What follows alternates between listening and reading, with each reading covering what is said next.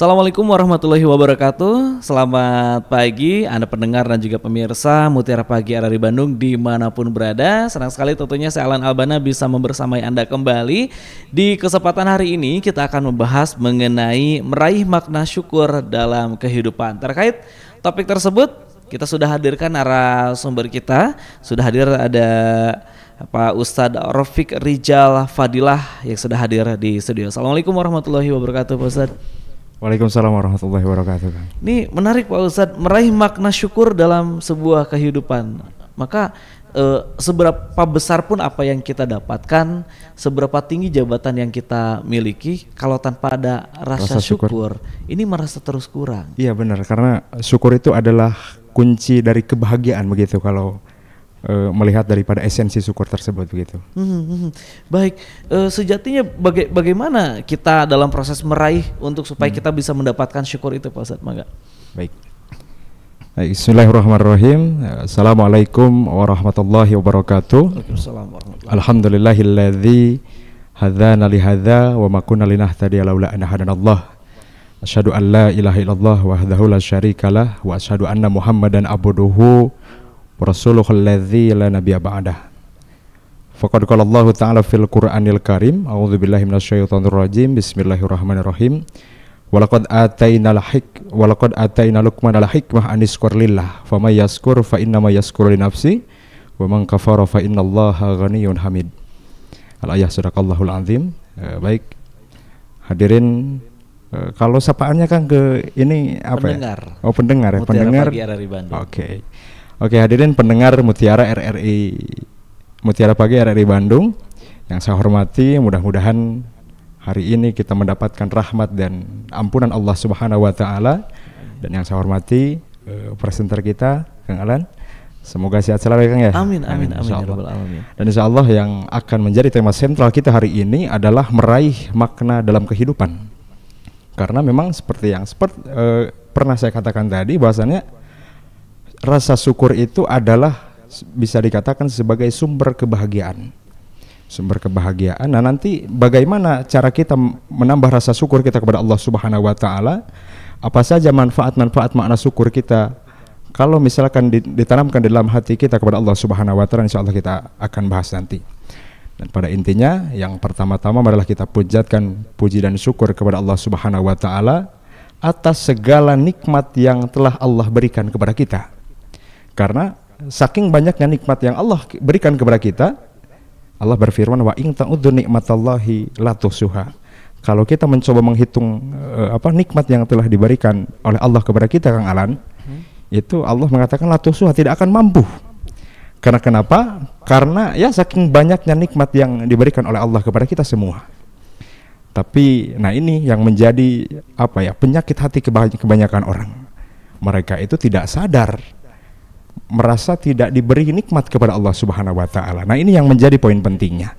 Hilangnya rasa nikmat kita kepada Allah Subhanahu wa taala karena yang pertama bisa tidak terlalu mentadaburi nikmat yang diberikan oleh Allah Subhanahu wa taala. Nah, yang kedua yang sering orang-orang lakukan adalah terlalu melihat nikmat banyak orang. Nah, ini yang bahaya kan. Terlalu banyak melihat nikmat orang lain. Nah, ini yang pertama bisa hilang rasa syukur, kemudian yang kedua hilang kebahagiaan. Nah, ini. Nah, kemudian kalau di dalam hati telah ada penyakit yang seperti itu, maka bahayanya adalah nanti bisa merambah ke penyakit-penyakit lain, penyakit hasud, penyakit ujub dan lain sebagainya. Nah, tentu yang hilangnya rasa syukur di dalam hati seorang manusia itu adalah merupakan sebuah penyakit hati yang luar biasa, yang sulit obatnya. Karena kan kalau misalkan penyakit dohir itu bisa dikatakanlah gampang itu obatnya. Kita tinggal pergi ke dokter, tapi coba kita datang ke dokter mau mengobati hati, ada nggak obatnya? Enggak. Karena itu ya luar biasa sulitnya untuk mengendalikan ataupun untuk mengobati penyakit-penyakit hati yang ada di dalam hati kita begitu. Berawal dari hilangnya rasa syukur tadi, kemudian bisa merambah ke ujub, ria, takabur dan lain sebagainya, itu penyakit hati.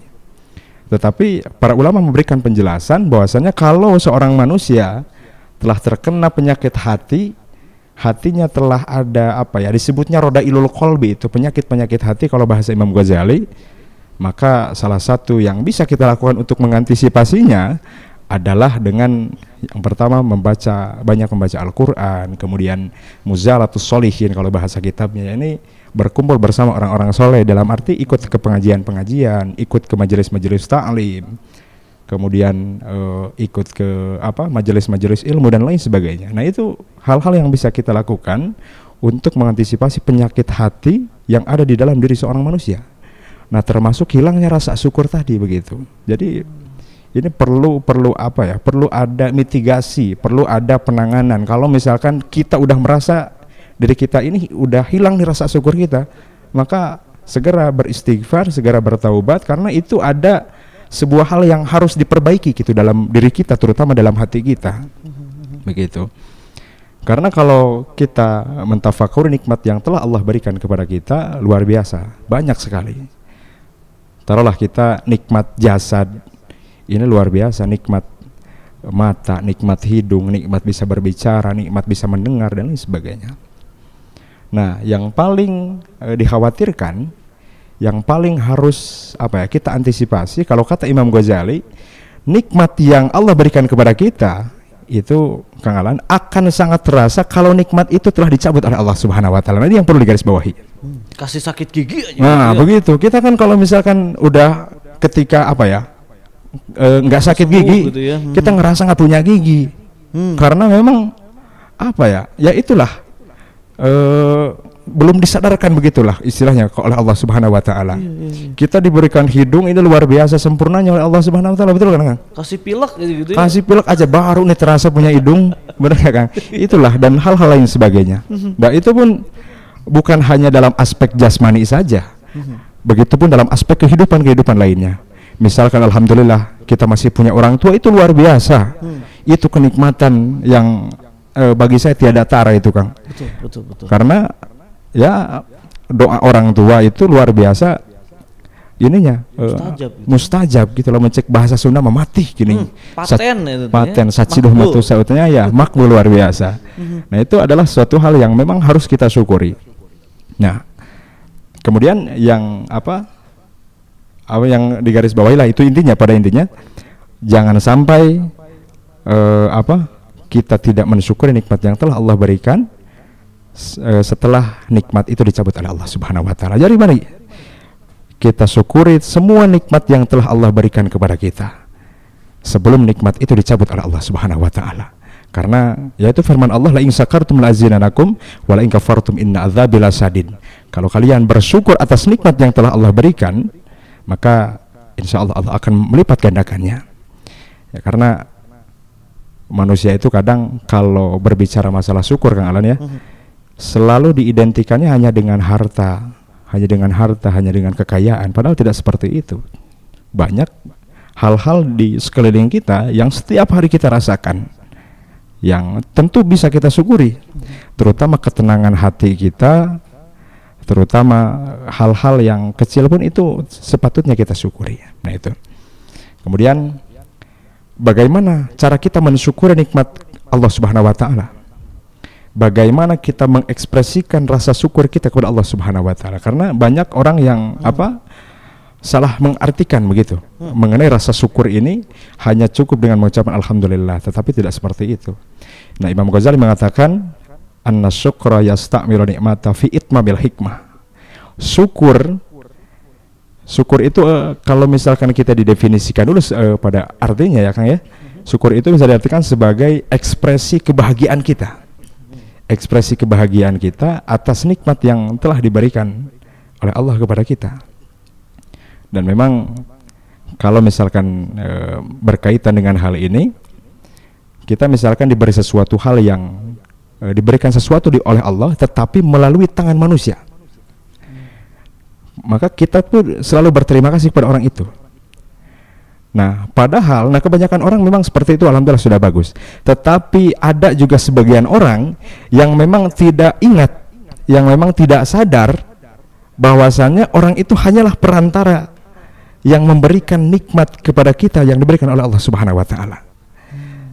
Makanya ada dalam sebuah konteks hadis, barang siapa yang tidak bersyukur atau berterima kasih kepada manusia, maka itu sama tidak bersyukur kepada Allah Subhanahu wa taala, gitu. Karena itu adalah dari Allah melalui perantara manusia. Melalui perantara manusia.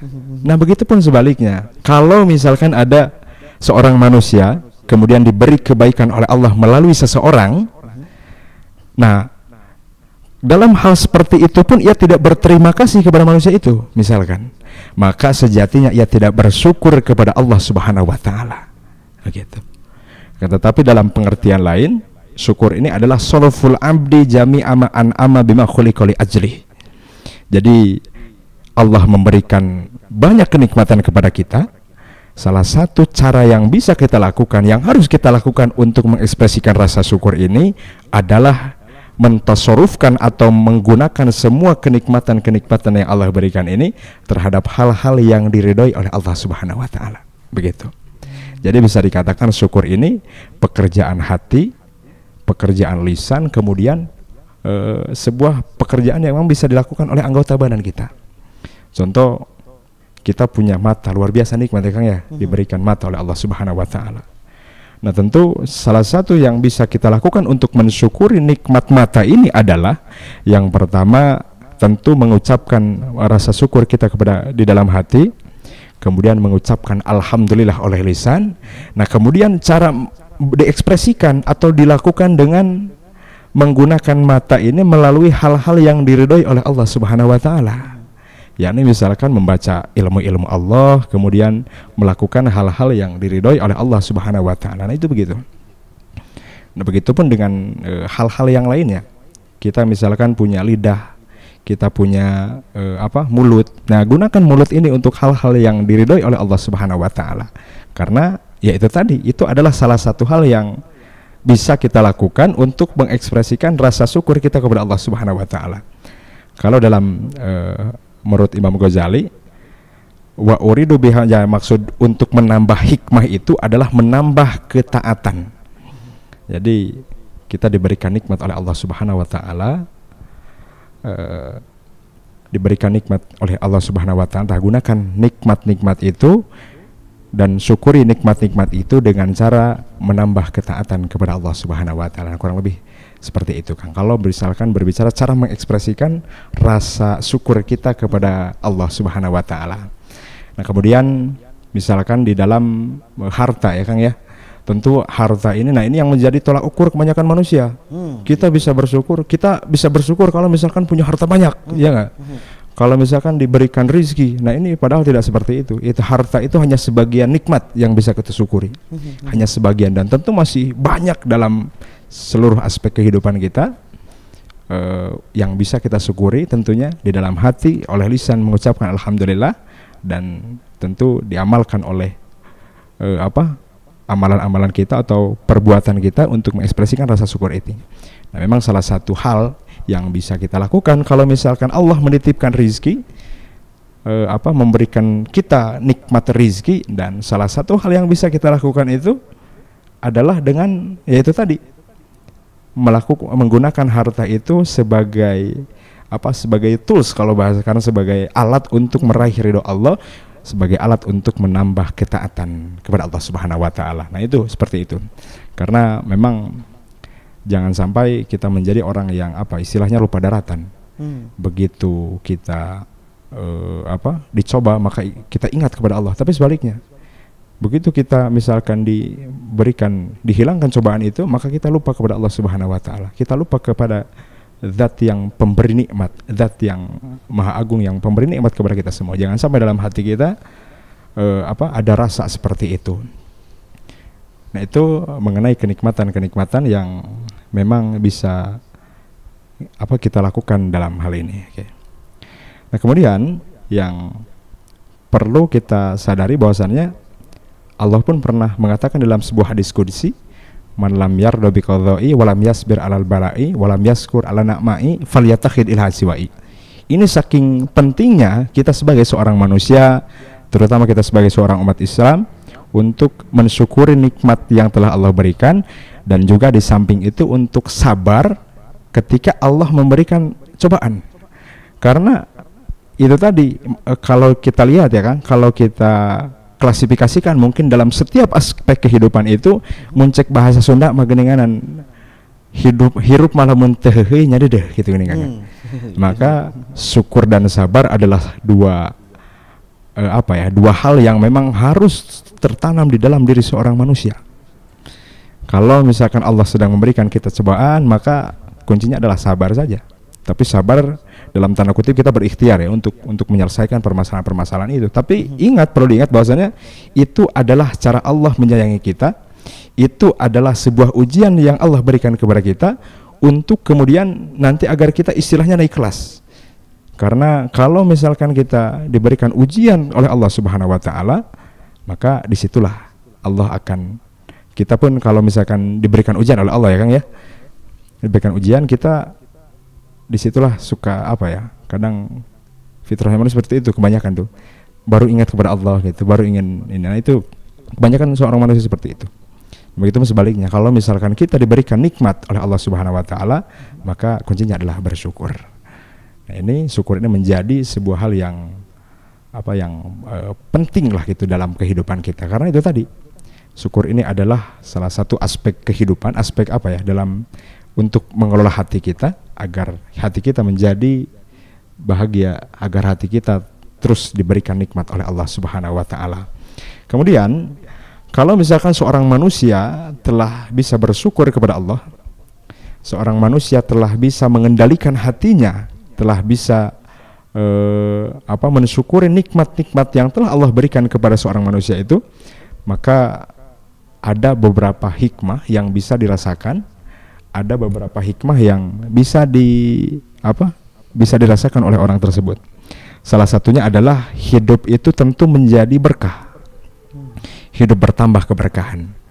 Karena ya luar biasa, berkah itu memang bertambah kebaikan.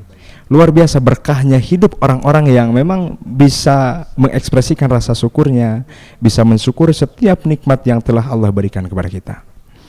Nah, memang kebanyakan manusia hilang rasa syukur itu karena terlalu fokus kepada ujiannya, istilahnya begitu. Terlalu fokus kepada hal-hal yang tidak disukai oleh orang tersebut. Nah, kebanyakan manusia seperti itu. Karena tapi sampai lupa bahwasannya di samping ujian itu, di samping ketidaksukaan yang manusia berikan itu, ada banyak aspek kehidupan yang bisa disyukuri. Contohnya di pagi hari ini saja banyak sekali nikmat yang Allah berikan kepada kita. Nah, kemudian hikmah yang kedua yang bisa kita rasakan kalau kita mampu bersyukur kepada Allah Subhanahu wa taala adalah terhindar dari penyakit hati. Nah, ini yang sudah kita jelaskan tadi begitu kan. Karena hati ini memang adalah sumber kebahagiaan bagi seorang manusia. Hati ini adalah sumber dari segala hal yang dilakukan oleh seorang manusia. Karena bisa kita rasakan bahwasannya di dalam sebuah hadis, ala inna fil jasadi mudghatan idza salaha salaha jasadu kullu wa idza fasadat fasada jasadu kullu. Di dalam hati seorang manusia itu ada segumpal daging. Jika seseorang di dalam ada segumpal daging yang mana misalkan di dalam daging itu kalau dalam daging itu bagus, maka insya Allah segalanya akan bagus. Dan sebaliknya, kalau daging itu buruk, maka segalanya pun akan buruk. Apa itu? Ala wahyal qalbu, yang itu hati itu. Jadi bisa dikatakan bahwasannya hati ini adalah sumber dari segala aspek kehidupan manusia yang manusia itu lakukan. Kalau hati seseorang baik, kalau hati seseorang bersih, kalau hati seseorang bersih daripada rodailul qalbi, kalau tidak ada dosa-dosa hati, maka insya Allah yang ia katakan, yang ia pikirkan, dan yang ia lakukan adalah hal yang baik-baik juga. Dan sebaliknya, kalau dalam hati seorang manusia itu buruk, kalau di dalam hati seorang manusia itu ada rodailul qalbi, ada penyakit hati, maka itu secara tidak langsung apa yang ia katakan, apa yang ia pikirkan, apa yang ia lakukan pun akan merujuk pada hal-hal yang buruk juga. Ya, karena memang itu tadi, hati itu adalah pusat dari seorang manusia, begitulah. Nah, kalau misalkan kembali lagi konteks ini, kalau seorang manusia bisa bersyukur kepada Allah Subhanahu wa taala atas segala nikmat yang telah Allah berikan kepada kita, baik itu nikmat jasad, nikmat lahir, nikmat batin, ataupun nikmat harta, maka insya Allah ia akan terhindar daripada penyakit-penyakit hati. Baik, baik, menarik. Pak Ustadz, kemudian juga kalau tadi berbicara bahwa di era saat ini ada istilah flexing gitu ya, atau ria lah istilahnya. Nah, iya betul. Itu saya kelihatan flexing gitu ya, ria. Orang melihat bahwa mereka merasa bersyukur ketika rumahnya besar, mobilnya keren, hartanya banyak, istrinya cantik. Hingga akhirnya itu menjadi sebuah standar seseorang merasa hidupnya tidak bahagia karena tidak mendapatkan hal itu semua. Nah, lantas antisipasi apa yang bisa dilakukan agar kita bisa mensyukuri apa yang kita punya? Tidak standarnya kalau sekarang mah standar TikTok ya, gitu. Betul. Ini apa yang harus dilakukan, Pak Ustadz? Nah, tentu dalam hal ini memang sudah menjadi fenomena ya. Kita sering mendengar istilah standar TikTok, standar TikTok. Nah, ini menjadi penyebab hilangnya rasa syukur di dalam hati kita. Nah, ini juga menjadi penyebab. Nah, salah satunya adalah kalau misalkan ada konsep dari Nabi ya, untuk masalah keimanan, kita lihat ke atas, kita lihat ke orang-orang yang memang cara ibadahnya lebih kuat, misalkan lebih khusyuk ya, lebih rajin. Nah, untuk memotivasi kita agar semangat dalam beribadah. Nah, kemudian kalau dalam masalah harta, nah tentu Rasul menganjurkan kepada kita, lihatlah kepada yang di bawah agar kita bisa bersyukur. Tapi sekali-kali jangan terus lihat ke bawah, tapi lihat ke atas sekali-kali. Lihat orang-orang yang memang pencapaiannya lebih besar, lihat orang-orang yang dalam beberapa aspek kehidupannya lebih tinggi daripada kita. Untuk apa? Untuk memotivasi diri kita agar lebih semangat dalam melaksanakan kehidupan. Karena begitu. Jadi intinya lihat ke bawah untuk apa ya? Untuk menyadarkan hati kita bahwasanya lebih banyak bersyukur itu, lebih banyak nikmat yang telah Allah berikan kepada kita. Nah, itu. Jadi kan ya itu tadi, hilangnya rasa syukur itu adalah terlalu banyak melihat nikmat orang lain. Nah, justru di zaman teknologi ini, apalagi kita ada beberapa aplikasi ya, jadi kehidupan orang lain ataupun kenikmatan orang lain itu pun sangat dekat dengan kita gitu. Jadi kita setiap hari tuh kalau misalkan scroll itu nampak hidup orang itu, hidup orang nikmat gitu. Padahal kalau dalam istilah Sunda tuh hirup mah pasangka-sangka. Kadang yang mereka upload itu adalah yang senang-senangnya saja, padahal mereka tidak tahu. Yang tidak senangnya tidak upload. Maka intinya yang perlu digarisbawahi adalah karena syukur itu adalah pekerjaan hati, latih hati kita untuk bisa mensyukuri nikmat-nikmat yang telah diberikan oleh Allah dalam hal sekecil apapun. Karena insya Allah kalau misalkan kita sudah terlatih di dalam mensyukuri nikmat kecil apapun, insya Allah kita akan akan bisa mensyukuri hal-hal yang lainnya. Nah, yang perlu digarisbawahi adalah bukan berarti dengan kita bersyukur kita hilang semangat dalam mencapai meraih kehidupan dunia, begitu kan? Justru bukan begitu. Tapi kita berikhtiar dengan sekeras mungkin, kita bekerja dengan keras, kita manfaatkan waktu kita dengan sebaik-baiknya. Nah, di balik itu tetap hati kita bersyukur kepada Allah, tetap hati kita bertawakal kepada Allah, tetap hati kita terus bergantung kepada Allah. Karena syukur sabar itu pekerjaan hati sebetulnya, Kang. Begitu. Iya betul. Letaknya dalam hati. Pekerjaan hati. Baik, iya. Wah, tidak terasa kalau ngobrol bersama Ustadz, nampaknya waktu kita Pak Ustadz tinggal 5 menit lagi. Dan tentunya juga kami ucapkan terima kasih juga untuk Anda pendengar dan juga pemirsa Mutiara Pagi RRI Bandung yang sudah menyimak melalui channel YouTube kami. Anda juga bisa simak langsung ya, menyimak Ustadz Rafiq itu yang mana gitu ya. Anda bisa lihat ya. Harusnya saya panggilnya Kang Ustadz ini ya. Masih muda nih kan. Masih muda sekali ya.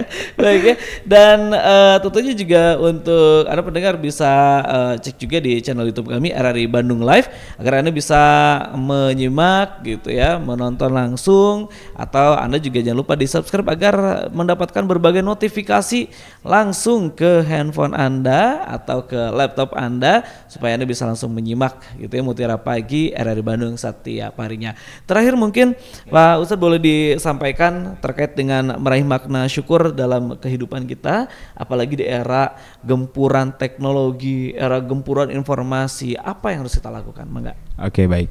Salah satu hal yang bisa kita lakukan untuk meraih makna syukur dalam kehidupan adalah itu yang pertama, kendalikan hati kita. Kendalikan hati kita, latih diri kita agar selalu bersyukur kepada Allah dalam segala aspek kenikmatan. Dalam segala aspek kenikmatan, itu yang pertama.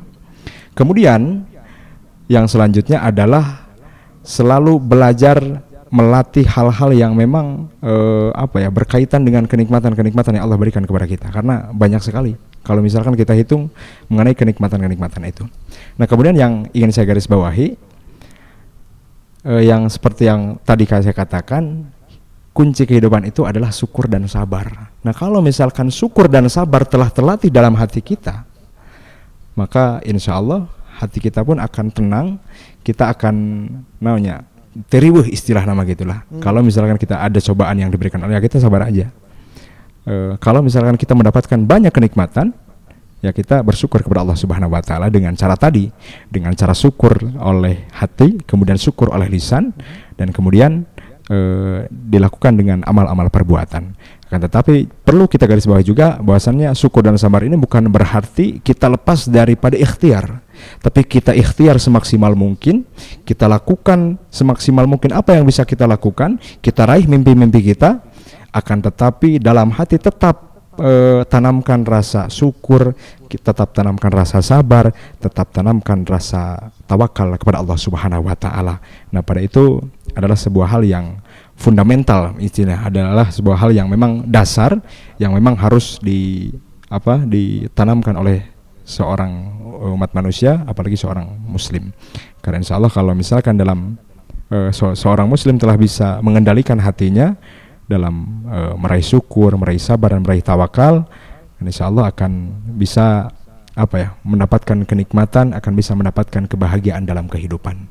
Apalagi memang di zaman teknologi seperti ini, tentu kita harus punya server control, kita harus punya hal-hal yang memang bisa menyaring begitu, sehingga apa yang kita konsumsi di dalam media sosial kita, di dalam media sosial misalkan, nah tentu itu hanya sebagai tontonan, itu hanya sebagai kalau misalkan hal-hal yang di atas kita itu sebagai motivasi bagi kita, akan tetapi hati kita tetap melatih melihat proses yang memang kita lakukan saat ini. Nah, itu yang bisa kita lakukan untuk meraih makna syukur itu.